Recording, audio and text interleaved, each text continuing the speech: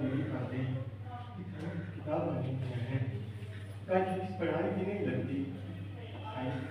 सुने इलम खजाना है इलम में चांद रखिएगा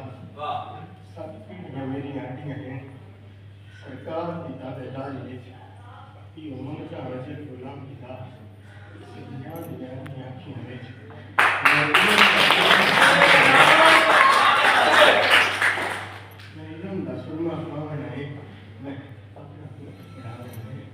कुछ सोच समझ के बोलिया कर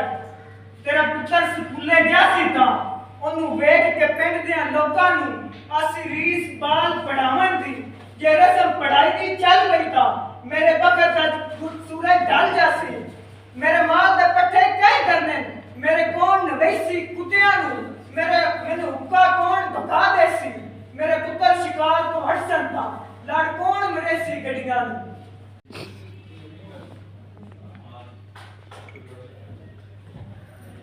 ठक ठक ठक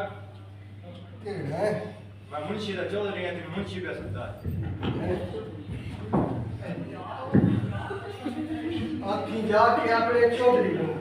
मेरी नाफरमानी माफ दे मेरे पैरी लाज दियां बेड़ियां हैं मेरे हाथ हक मफलूज तले मैं आज ये देख तू जो ले मैं कहीं भी नौकरी नहीं करनी सिर्फ देसा एक तंगारी दे देसा सीने पार पहाड़ा दे देसा रुख बदल समंदरा दे आखी जाके अपने चौधरी नू सिखेट कर आप बखावन दी नहीं तो हुक्का पीवना छोड़ दे सदियां दी आनियां अखियां विच मैं इलम दा सुरमा पालना है मैं अपना फल बना